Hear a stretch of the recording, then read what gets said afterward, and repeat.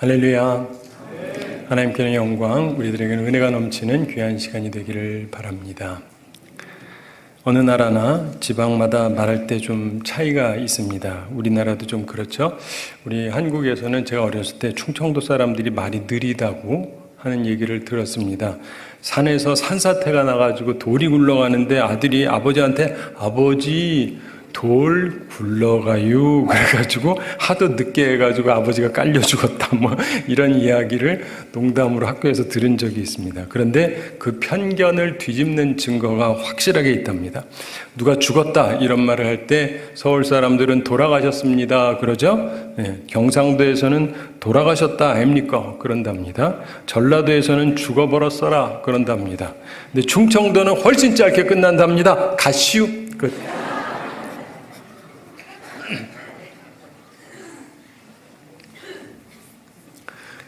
이런 생각해 보셨는지 모르겠는데 만약 예수님께서 한국에 오셨다면 어느 지방으로 먼저 가셨을까요? 우리 옛날 생각해 보면은요 북쪽이었습니다. 평안도 쪽에 많이들 교회가 일어났었던 적이 있어요. 주님께서 찾아오신 곳 두 번째 시간으로 오늘은 갈릴리 이런 제목으로 하나님의 말씀 나누도록 하겠습니다. 예수님께서 우선 광야에 가셔서 마귀와 싸워서 이기셨습니다. 그리고 갈릴리에 돌아가셨습니다. 본문 14절에서 예수께서 성령의 권능으로 갈릴리에 돌아가시니 이렇게 말씀합니다. 예수님께서 사역의 주요 장소로 갈릴리를 선정하셨습니다. 그리고 그곳에서 처음 사역을 성공적으로 이룩하셨습니다. 우리나라도 그렇지만은 예수님 당시에는 이스라엘이 세 군데로 나눴어요. 북쪽을 갈릴리라고 그러고 중부 지역을 사마리아라고 그러고 남쪽을 유다라고 그랬습니다. 그러니까 갈릴리에서 했다라는 것은 북부 지방에서 사역하셨다 이런 얘기입니다. 근데 이스라엘에서 많은 지역이 있는데 왜 많은 가능성 중에 하필이면 갈릴리를 택하셨을까요? 그 이유를 아는 것이 중요합니다. 갈릴리에서 주님께서 사역하신 이유를 세 가지로 생각할 수 있습니다. 우리나라에서도 평안도 쪽이 잘 된 이유랑 좀 비슷한 건데 첫째가 뭐냐면 안정성입니다. 안정성. 예수님께서 너무 일찍 위기가 발생하지 않게 하기 위해서다 이렇게 보는데 예수님께서 결국 십자가에서 구속제물로 돌아가실 것이지만 그 전에 하셔야 될 사역이 있습니다. 그래서 우선 안전하게 사역하실 기간이 필요했던 것입니다. 갈릴리는 덜 위험한 곳이었습니다. 왜냐하면 소위 기득권자들이 있는 곳이 아니었기 때문에 그렇습니다. 우리나라도 옛날 평안도가 기득권자가 사는 사람들이 아니었습니다. 따라서 사역하기에 안전한 곳이었습니다. 그래서 갈릴리에서 사역을 시작하셨다 이렇게 봅니다. 우리들이 행복한 부부들의 비결을 연구해 본 바에 의하면 행복한 부부의 특징 중에 하나, 뭐 그게 다는 아니지만 그 중에 하나가 서로 고집을 부리지 않는다 이렇게 얘기를 합니다. 누구나 바라는 바가 있죠. 그런데 내 주장을 밀고 나가지 않고 내가 꼭 이기려고 하지 않고 쉽게 나쁜 감정을 터뜨리지 않는 부부들이 있는데 이런 부부들이 일반적으로 행복하게 산다고 그럽니다. 가정생활뿐만이 아니죠. 교회생활도 그렇고 사회생활도 마찬가지입니다. 고집이 강한 사람들하고 있으면 항상 충돌하게 됩니다. 예수님께서 갈릴리를 선택한 이유는 갈릴리는 당시 예루살렘, 이 남쪽에 있던 예루살렘 기득권자들하고 달랐기 때문입니다. 따라서 사역하기에 적당하고 좋은 곳이었습니다. 안정성이 있기 때문입니다. 예수님에게 안정성이 있다 이런 얘기예요. 우리에게 주님이 찾아오기를 바란다면 양보할 줄 아는 마음, 고집 부리지 않는 자세를 가져야 됩니다. 그런 좋은 자세를 다 품는 우리들이 되기를 바랍니다.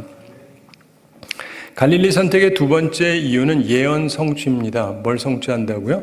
예언 성취. 갈릴리의 필요를 채워줌으로써 예언을 성취하기 위함이다 이렇게 봅니다. 많은 예언의 말씀들이 있습니다만은 특별히 이사야 61장 1절부터 3절의 말씀 우리가 기억할 필요가 있는데 주 여호와의 영이 내게 내리셨으니 이는 여호와께서 내게 기름을 부으사 가난한 자에게 아름다운 소식을 전하게 하려 하심이라. 나를 보내사 마음이 상한 자를 고치며 포로된 자에게 자유를, 갇힌 자에게 노임을 선포하여 여호와의 은혜의 해와 우리 하나님의 보복의 날을 선포하여 모든 슬픈 자를 위로하되 무릇 시온에서 슬퍼하는 자에게 화관을 주어 그 죄를 대신하며 기쁨의 기름으로 그 슬픔을 대신하며 찬송의 옷으로 그 근심을 대신하시고 그들이 의의 나무 곧 여호와께서 심으신 그 영광을 나타낼 자라 일컬음을 받게 하려 하심이라 이렇게 말씀했습니다. 바로 이 예언의 말씀들을 실천하기 위해서 실현하기 위해서 갈릴리를 택한 것입니다. 특별히 하나님의 은혜해 이게 주빌리를 얘기하는 거예요. 50년 만에 찾아오는 은혜해를 뜻합니다. 그때가 되면 가난한 자가 제일 좋아요. 왜 좋은지 아세요? 받게 되기 때문에. 다 자기 몫이 있거든요. 다 뺏겼던 것 다 돌려받습니다. 공산주의사가 얘기하는 거 아니에요? 하나님은 우리 모두에게 주기를 원하시는 분이에요. 그래서 기회가 다 주어집니다. 그러니까 좋은 거죠. 예전에 노벨 평화상을 받았던 테레사 수녀 유명하죠? 이분에게 그때 노벨 평화상을 받던 날 한 기자가 이런 질문을 했답니다. 세계 평화를 위해서 가장 긴급한 일이 무엇이라고 생각하십니까? 여러분은 어떠세요? 지금 세계 평화를 위해서 가장 긴급한 일이 뭘까? 그때 테레사 수녀가 이렇게 웃으면서 답했다 그럽니다. 기자 선생님한테. 기자 선생님, 선생님께서 빨리 집에 돌아가셔서 가족을 사랑하시는 게 가장 긴급한 일입니다. 맞죠? 집안에서 3차 대전이 일어나고 있는데 세계 평화가 무슨 상관이에요? 그렇죠? 내 가정부터 평화하는 것이 세계 평화를 위해서 가장 긴급한 일이 맞습니다. 예수님께서는 우리에게 희락, 즉 기쁨을 주기 위해서 이 땅에 오셨습니다. 주님께서 우리에게 전하시는 게 유앙겔리온, 좋은 소식, 굿뉴스입니다. 이것은 예언이며 성취되는 것인데 사랑하는 성도 여러분, 그 예언이 여러분에게 성취가 되었습니까? 기쁘세요? 자유하세요? 행복하세요? 예수님께서는 예언 성취를 위해서 갈릴리를 선택하셨습니다. 우리가 선교를 하면서도 보면 그래요. 이들이 수용성 있는 데들 가잖아요. 기적이 일어나요. 못 살던 사람들이 잘 살게 돼요. 거의 예외가 없어요. 사랑하는 성도 여러분, 주님의 말씀은요, 그냥 상상 속에서가 아니라 실현되는 거예요. 내 마음이 갈릴리 같아야 참된 기쁨, 자유, 행복을 누릴 수 있습니다. 여러분도 꼭 그런 마음을 가져서 그런 은총을 누리시는 사람들이 다 되시기를 바랍니다. 자, 갈릴리 선택의 세 번째 이유는 어떤 면에서 가장 중요한 건데요. 이들의 수용성 때문입니다. 뭐라고요? 수용성. 예. 이것은 예언 성취를 위해서 꼭 필요한 자세입니다. 열린 마음을 가지고 있었던 거예요. 수용성이 있다는 건 열린 마음을 가진 건 어떤 마음이라고요? 열린 마음. 그렇습니다. 준비된 마음을 가지고 이들은 있었습니다. 성령께서 택하신 곳 갈릴리, 바로 이것을 깨달아서 우리의 마음을 갈릴리처럼 만들어야 하는 것입니다. 그래야 하나님의 은총을 입기 때문입니다. 갈릴리는 독특한 특성을 가지고 있었습니다. 무엇보다 수용성이 있었어요. 바로 이런 특성이 있는 곳에 주님의 성령의 권능이 임했던 것입니다. 따라서 우리는 이 자세를 반드시 가져야 합니다. 이 갈릴리 지방은 남북으로 한 80km 정도, 동서로 약 40km 정도 되는 팔레스타인 북쪽에 위치한 지방인데 갈릴리라고 하는 그 명칭 자체가 하나의 둘레를 의미하는 것입니다. 그렇게 불리게 된 이유는 비유대 민족들로 둘러싸여 있기 때문입니다. 따라서 갈릴리는 새로운 영향을 많이 받아서 진취적인 기상이 풍부한 지역이었습니다. 우리나라에서는 옛날에 평안도가 그랬죠. 만주, 중국 이런 데랑 연결되어 있어서 즉 팔레스타인에서 가장 진보적인 지역, 즉 가장 보수적인 색채가 옅은 지방이었습니다. 가장 수용성이 있는 지역이었습니다. 요즘 우리가 얘기하는 사상적 진보 보수 이런 게 아니고 마음이 열려 있었다 이거예요. 이해가 되시죠? 역사학자 요세푸스의 글을 보면 갈릴리 사람들에 대해서 이런 설명이 나옵니다. 그들은 언제나 혁신을 좋아하고 천성적으로 변화를 좋아했다.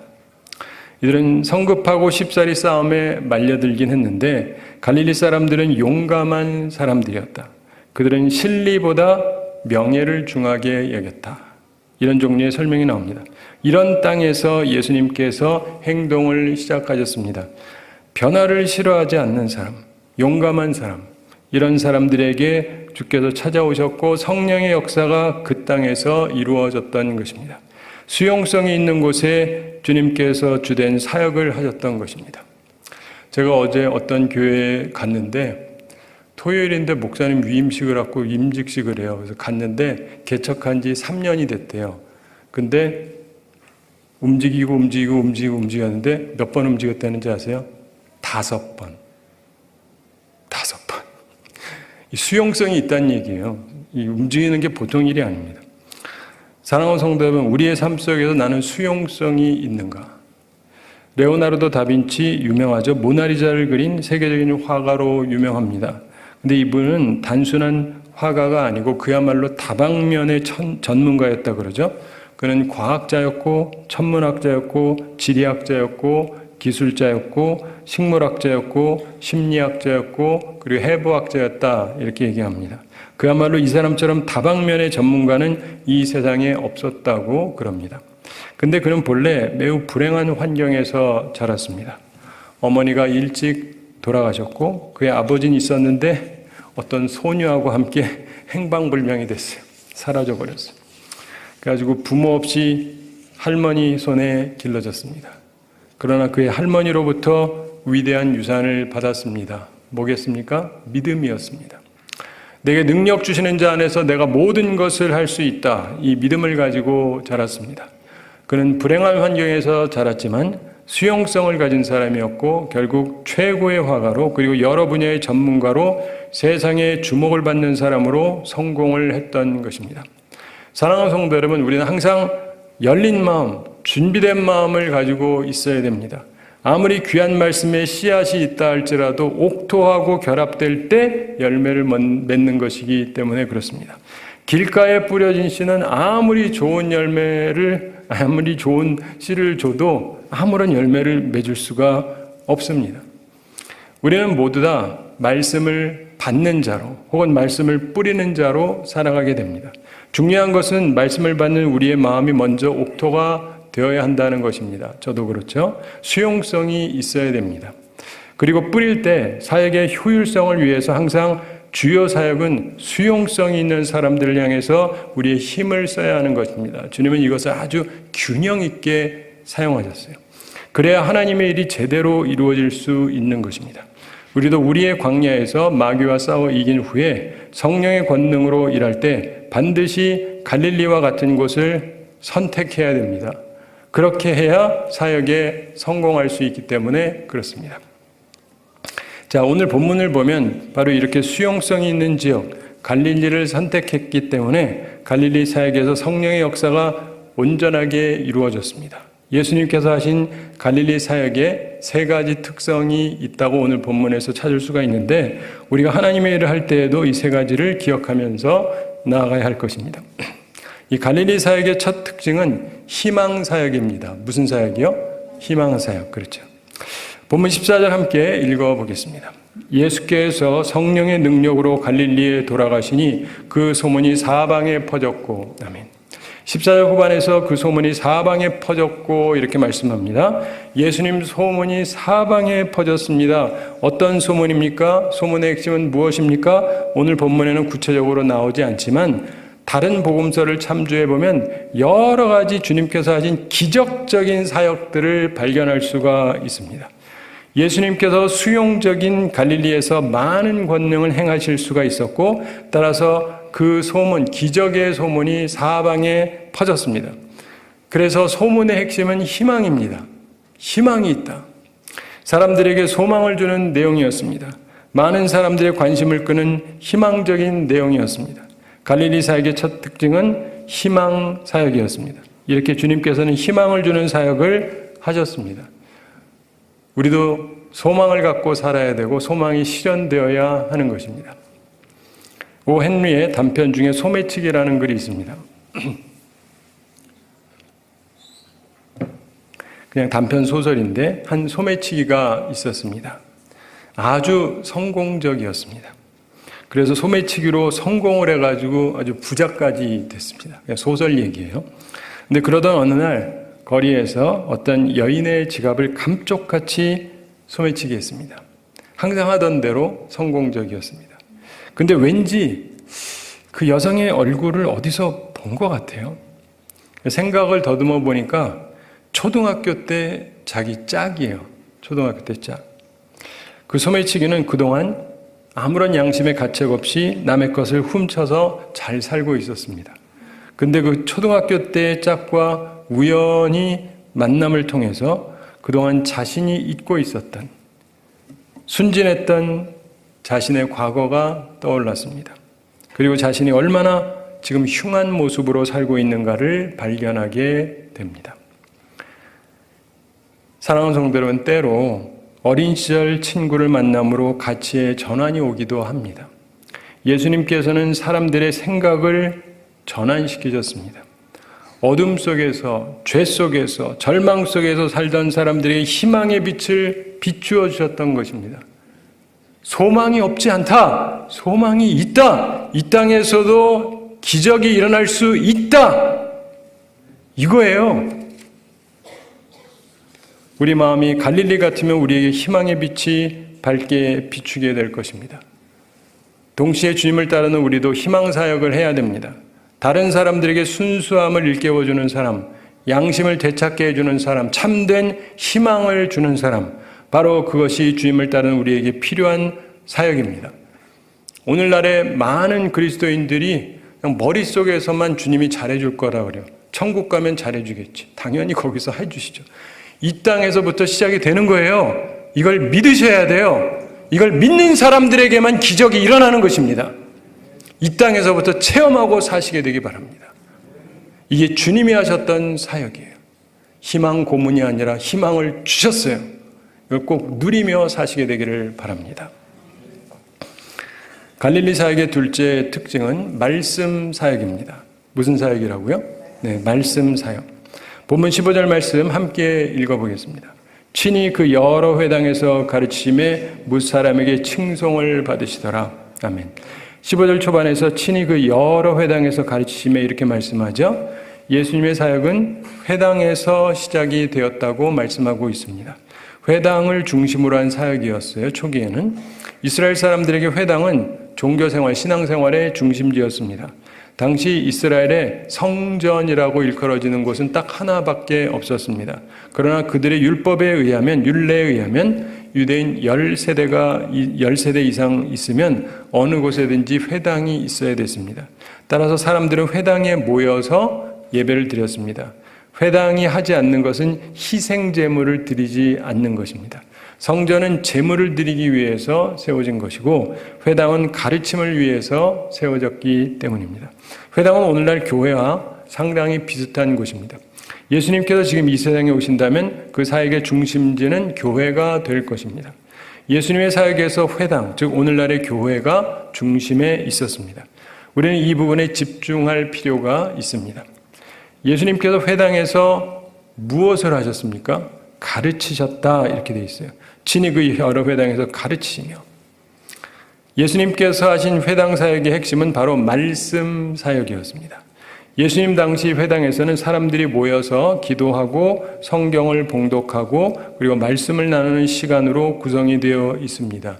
우리가 하는 거랑 비슷해요. 말씀을 나눌 때 회당장이 저명한 사람을 초청해서 말씀을 전하게 했고 그 후에 질의 응답을 했습니다. 본문 15절은 바로 그런 상황을 설명해 주는 것입니다. 예수님께서는 갈릴리에 있는 여러 회당에서 초청을 받고 말씀을 나누었다는 것입니다. 쉽게 생각하자면 여러 곳에서 초청받는 유명한 설교자였다 이런 말씀입니다. 예수님의 사역의 핵심은 회당 중심, 말씀 중심, 가르침 중심이었던 것입니다. 우리 개신교의 핵심이 바로 말씀입니다. 말씀. 오늘날 말씀이 약화되고 있습니다. 그래서 교회들이 다 약화되고 있어요. 그런데 그러면서 다른 사역에 집중하는 교회들이 많아지고 있습니다. 진짜 중요한 걸 안 하고 딴 거에 집중을 해요. 그러나 예수님께서 하신 회당 사역의 핵심은 말씀 사역이었습니다. 교회를 이끈 모든 신앙의 선배들, 역사를 보면 말씀 사역이 교회의 사역의 핵심이었어요. 오늘날에도 참으로 주께서 기뻐하시는 사역은 말씀 중심의 사역입니다. 우리 교회를 비롯한 모든 교회들이 거기에 힘써야 하는 것입니다. 여러분도 그것을 위해서 힘쓰고 도우셔야 마땅한 것입니다. 세계적으로 유명했던 아프리카 선교사 리빙스턴이 이런 고백을 한 적이 있습니다. 내가 말이 통하지 않는 데다가 아프리카에 가사니까 때로는 적대적인 태도를 보여주던 사람들 틈 속에서 포로 생활과 같은 나날을 살아가면서 용기를 잃지 않고 위로받은 것이 무엇이었는지 아십니까? 그것은 바로 성경 구절이었습니다. 볼지어다 내가 세상 끝날까지 너희와 항상 함께 있으리라. 바로 이 말씀이었습니다. 사랑하는 성도 여러분, 우리 삶의 참된 소망은 말씀으로부터 비롯되는 것입니다. 제가 한국을 떠나서 미국에 이민 가서 살 때에도 저에게 희망을 줬던 건 오직 하나님 말씀이었어요. 여러분들도요, 말씀을 붙잡고 사셔야 됩니다. 어떤 교회에 새 목사님이 부임을 했습니다. 그리고 교우들을 신방을 했는데 한 젊은 주부가 목사님에게 좋은 인상을 심어드리고 싶어서 자기 딸이 3살짜리인데 이렇게 말했습니다. 아가야, 가서 엄마가 가장 사랑하는 책 가져다 줄래? 성경책 가져오라는 뜻이었어요. 그랬더니 아이가 달려가서 뭘 들고 왔는데 성경책이 아니라 딴 걸 들고 왔어요. 아이가 들고 온 어머니가 가장 사랑하는 책은 우편 주문용의 커다란 상품 목록 책이었습니다. 평상시 엄마가 그걸 너무 사랑하니까. 사랑하는 성도 여러분, 여러분은 하나님의 말씀을 사랑하십니까? 예수님 사역의 둘째 특징은 말씀 사역이었습니다. 우리 마음이 갈릴리 같으면 말씀을 들을 때 깨달음이 있게 돼요. 갈릴리 같지 않으면 아무리 앉아 있어도 깨달음이 하나도 안 생겨요. 자기 아는 것 말고는 하나도 들어오질 않습니다. 수용성이 없으니까. 동시에 주님을 따르는 우리도 말씀 중심 사역을 해야 됩니다. 말씀을 통해서 깨달음을 주는 것. 바로 이것이 우리에게 필요한 사역의 모습입니다. 자, 갈릴리 사역의 셋째 특징은 영광의 사역입니다. 무슨 사역이라고요? 영광의 사역. 그렇습니다. 본문 15절 다시 한번 함께 읽어보겠습니다. 친히 그 여러 회당에서 가르치심에 뭇 사람에게 칭송을 받으시더라. 아멘. 15절 후반에서 뭇 사람에게 칭송을 받으시더라 이렇게 말씀합니다. 예수님의 사역은 높은 평판을 받았습니다. 말씀을 전했더니 사람들이 칭송하는 그런 사역이었습니다. 물론 이후에 반대 입장이 나옵니다만 초기에는 갈릴리의 봄처럼 아름다운 일만 있었습니다. 실제로 갈릴리를 가서 보신 봄이 참 아름답습니다. 예수님에 대한 적의는 아직 표면화되지 않았을 때입니다. 예수님의 사역은 칭송을 받는 사역이었습니다. 사람들에게 희망을 주는 사역, 말씀을 가르치는 사역을 통해서 영광을 받으셨습니다. 참된 역사는 희망 사역 그리고 말씀 사역을 할 때 일어납니다. 그리고 그것은 결국 하나님과 우리에게 영광이 되는 사역이 되는 것입니다. 작가 중에 호레이스 월플이라고 하는 사람이 있었습니다. 이 사람이 태어난 지 6개월 만에 영어 알파벳을 전부 외웠다 그럽니다. 제 아들도 똑똑한데 1살 넘어서야 엄마를 했어요. 알파벳은 아예 못하고. 근데 6개월 만에 알파벳을 다 떴대요. 그런 애 없습니다. 그리고 2살이 되었을 때 글을 읽을 수 있게 됐다 그래요. 와, 하나도 안 놀라시네. 3살 때는 역사적인 중요한 날들을 쉽게 암기하는 법을 고안해냈대요. 난 지금도 잘 못 외우겠는데 3살짜리가 어떻게 외울지를 고안해냈대. 이야, 그야말로 신동이었습니다. 이 애가 12살이 됐을 때 미국 최고의 명문 하버드 대학에 입학을 했어요. 하버드 중학교가 아니라 대학교에 중학교 가야 될 나이에 아니 대학교에 입학을 했대요. 그리고 졸업을 하는데 전 과목에서 A 학점을 받고 졸업했대요. A 빼고는 받은 게 없대. 참 대단한 사람이지 않습니까? 엄청나죠. 그런데 이런 천재가 별로 신통치 못한 글만 몇 편 남기고 48살에 죽었습니다. 그분 이름 모르시잖아요, 여러분들도. 그는 새빵에서 죽었는데 그의 소유물은 기차표뿐이었다고 그럽니다.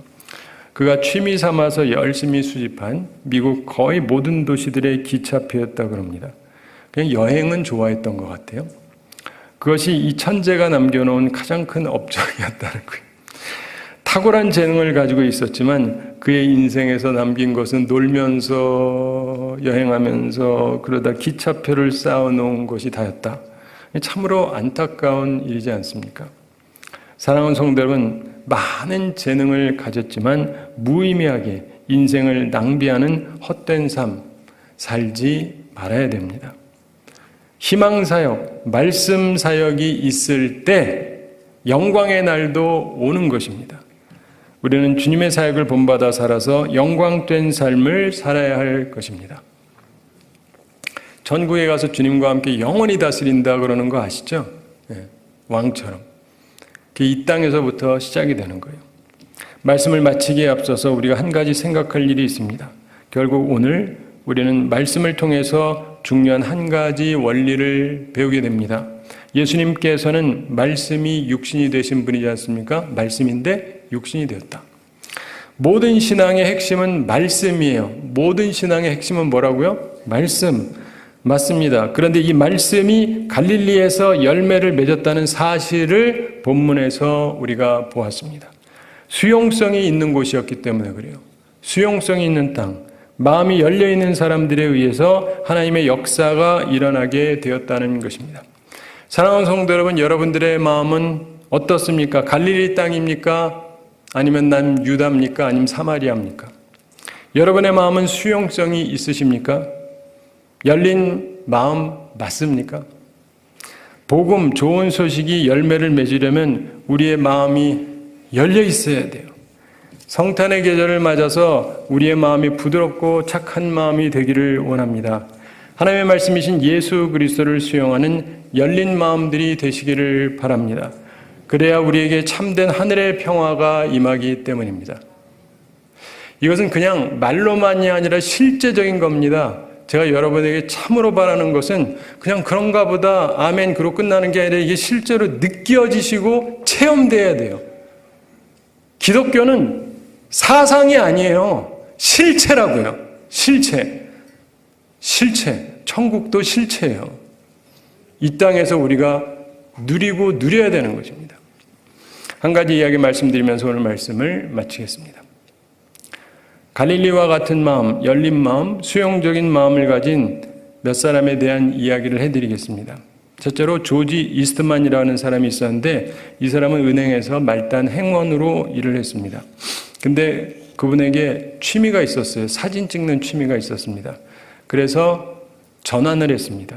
그리고는 세계적으로 유명한 코닥 필름 그 회사를 이분이 설립한 거예요. 그 다음에 둘째로 엘리자베스 아덴이라고 하는 여자 속기사가 있었습니다. 그냥 누가 말하고 그러면 이제 쓰는 사람이죠. 이 여성은 근데 얼굴 마사지하는 일에 취미가 있었습니다. 속기사가 얼굴 마사지 잘하면 뭐예요?